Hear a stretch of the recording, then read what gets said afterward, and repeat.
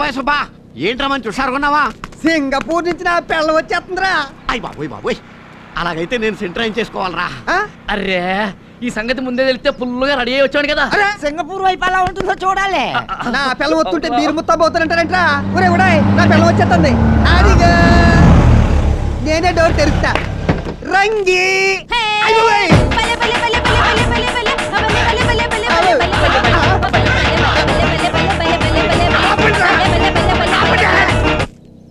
ఎవరా నువ్వు? నేనే సుబాయ్, రంగిని రంగనే వచ్చాను. సింగపూర్ లో ఆపరేషన్ చేయించుకొచ్చాను. పిల్ల పీచు లేకుండా ఆపరేషన్ ఎందుకు చేయించుకున్నావే? ఇది ఆ ఆపరేషన్ కాదు, ఆడది మగాడయ్యే ఆపరేషన్. అంటే సింగపూర్ లో శీలం కాపాడుకోవడానికి మగాడినైపోయాను సుబాయ్. ఓహో, సింగపూర్ వెళ్ళిన రంగి సింగయ్య వచ్చినమాట. భలే ఉత్తేసిందా. ఎంత పనిచేసేవే నీ అమ్మ కడుపు మాడ. రేపటి నుంచి ఊర్లో ఉన్న మగాళ్ళంతా నీ పిల్లం ఈ అంట కదా, ఈ అంట కదా, అది క్రికెట్ స్కోర్ అన్నట్టు అడుగుతారే. నా బతుకు మ్యాచ్ ఫిక్సింగ్ చేసేసావు కదే. ఎందుకు సుబాయ్ కుమిలిపోతావు? ఆ మాటకొస్తే వాడికంటే ఎక్కువ మేమే కూలిపోతున్నాం. ఎన్ని కళ్ళల కన్నా నీ చేత్తో సెంట్రాయించుకుందాం అని. చేత్తో ఏం కాదు, దూత్తో. దూది కాదు, దురద గుట్టాకుతో రాసుకున్నట్టు అయింది. ఒరే, నా రంగిలా అయిపోయిందని నేను బాధపడుతుంటే నాకన్నా ఎక్కువ బాధపడతారా మీరు? డోంట్ వరీ సుబాయ్, నువ్వు వేరే పెళ్లి చేసుకో. మరి నువ్వా? నేను ఆల్రెడీ ఒక అమ్మాయిని ప్రేమించాను. త్వరలో మ్యారేజ్ కూడా చేసుకోబోతున్నాను. కార్ లోనే ఉంది. Monica, come on my darling, come on. ఈ అమ్మాయి నా కాబోయే వైఫ్. నువ్వు మగాడిగా మాత్రమే కాకుండా కూడా ఒక సెటప్ కూడా తీసుకొస్తావా? ఓకే ఓకే సుబాయ్, పెసరట్ తిని చాన్నాళ్ళైంది. నాకు మోనికాకు స్పెషల్ గా 2 పెసరట్లే. థాంక్యూ. దీని బట్టలు భలేగున్నా, ఈ రోజు ఉతికేస్తే పడిపోతుంది. ఒరేయ్ దుబాయ్ సుబ్బడు, నాకు చిన్న డౌట్ రా. ఏంట్రా? ఆడది మగాడుగా మారిన నీ పెళ్ళం నీకేమవుతాడు? మగాడుగా మారిన నీ పెళ్ళానికి పెళ్ళం మొనికా నీకేమవుతుంది? వాళ్ళిద్దరికీ బిడ్డ పుడితే నీకేమవుతాడు? నేనేమని పిలవాలి? పిల్ల పుడితే నీకేమవుతుంది? నేనేమని పిలవాలి? ఒకవేళ నువ్వు పెళ్లి చేసుకుంటే నీ పెళ్ళానికి మగాడుగా మారిన నీ పెళ్ళం ఏమవుతుంది? మగాడుగా మారిన నీ పెళ్ళానికి పెళ్ళం మొనికా నీ పెళ్ళానికి ఏమవుతుంది? వీళ్ళ పిల్లలు నీ పిల్లల్ని ఏమని పిలవాలి? మీ పిల్లలు వీళ్ళ పిల్లల్ని ఏమని పిలవాలి? ఈ ప్రశ్నకు తెలిసి సమాధానం చెప్పకపోయావు నీ తల వెయ్యి వక్కలైపోతే. ఆల్రెడీ అయిపోయింది. నువ్వు ఇంకొక ప్రశ్న వేసావంటే ఈ ఫైల్ తీసుకెళ్లి కామరాజ్ టేబుల్ మీద పెట్టు. నువ్వు వెళ్ళరా, ఇంపార్టెంట్ మ్యాటర్ ఒకటి మాట్లాడుకోవాలి. ఓ గంట పర్మిషన్ ఇస్తే నేను ఇంటికెళ్ళి వచ్చేస్తాను సార్. ఎందుకో? ఎందుకంటే ఏం చెప్తానండి, ఆ ముసలాడి సపోర్ట్ చూసుకుని తెల్లవారులు నా ఒళ్ళు హోనం చేసి పారేసిందండి ఆ లలిత. శీలం పోయిన బాధలో చిన్న విషయం మర్చిపోయానండి. ఏం మర్చిపోయావు? మరి మీరు బ్యాడ్ గా ఫీల్ అవ్వాలంటే చెప్తానండి. అబ్బా ఫీల్ కాలేవా, చెప్పు ఏం మర్చిపోయావు? ప్యాంటేజ్ కూడా మర్చిపోయానండి. కూర్చో. అన్నం తింటున్నావు, గడ్డి తింటున్నావు? మతి మరుపులో ఈ వేళ కొంచెం గడ్డి తిని వచ్చేసాను సార్. రేసి, హలో, హౌ ఆర్ యు? ఆయన గురించి ఇన్ఫర్మేషన్ ఏమైనా తెలిసిందా సార్? ఇన్ఫర్మేషనా? ఇన్ఫర్మేషను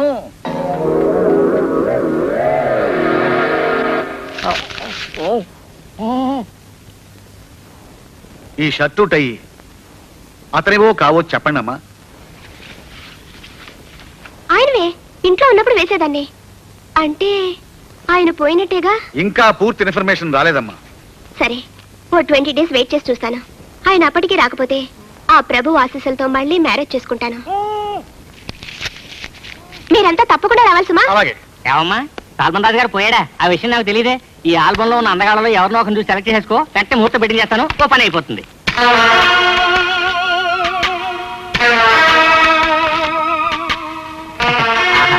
ఈ ఫోటో చూడమ్మా, ఎంత బాగున్నాను. చాలా అందంగా ఉన్నారు కదమ్మా.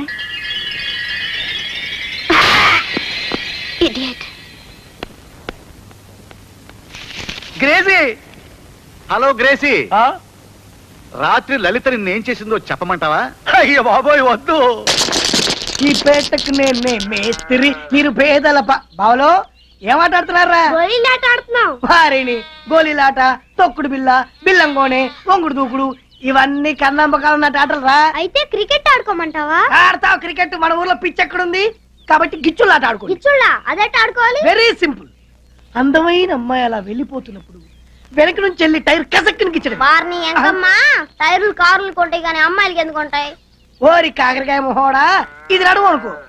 ముందుకు పెరిగితే బొర్ర, వెనక్కి పెరిగితే టైరు. ఓ సదేనా, టైర్లు మా అత్తమ్మ కూడా ఉన్నాయి.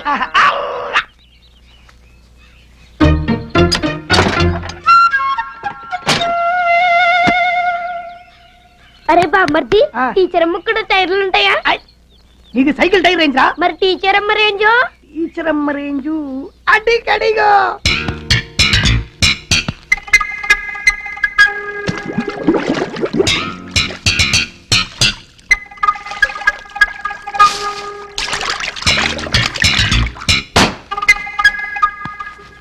అరే బామ్మర్ది ఆ. రవణ గాడు దూకుతున్నాడేంద్రా? అది గోడ దూకడం కాదు, ఆ? అదో రకమైన ఆట, ఆ ఆట పేరేంటి బామ్మర్ది? జంప్లింగ్ ఆట.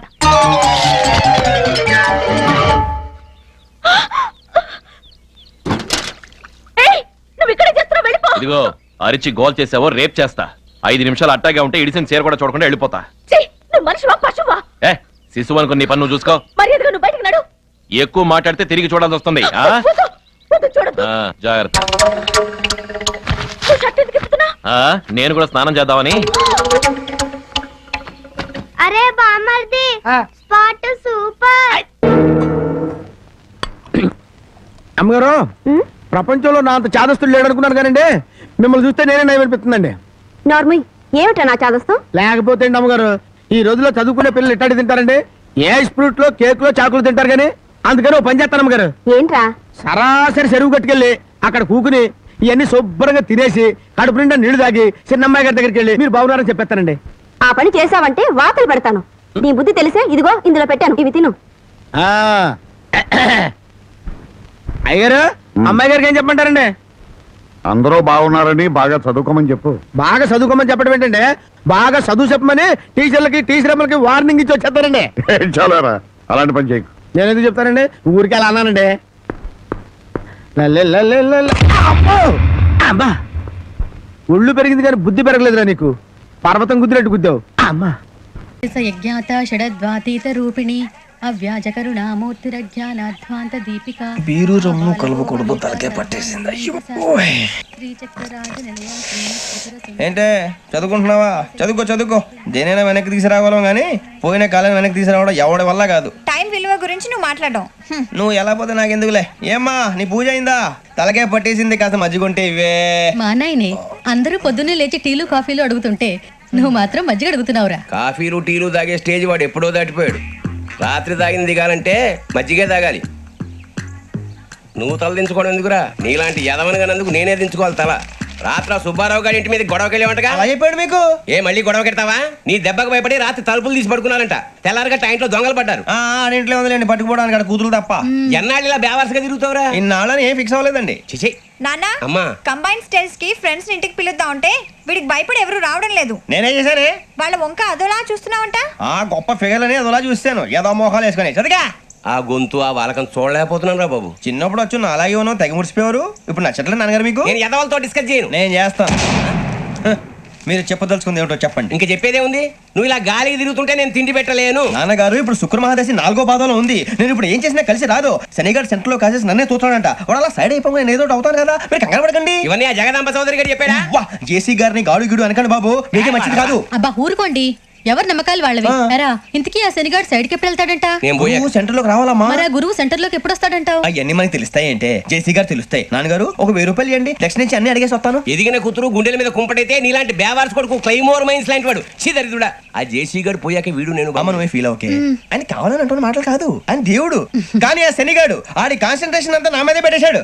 మరి ఇప్పుడు ఎలాగరా నాన్న? ఆ పని మీద డబ్బులు అడుగుతుంటే నిసుక్కుంటున్నాడు. పోనీ నువ్వేనా ఇవే? నా దగ్గర కూడా లేవురా.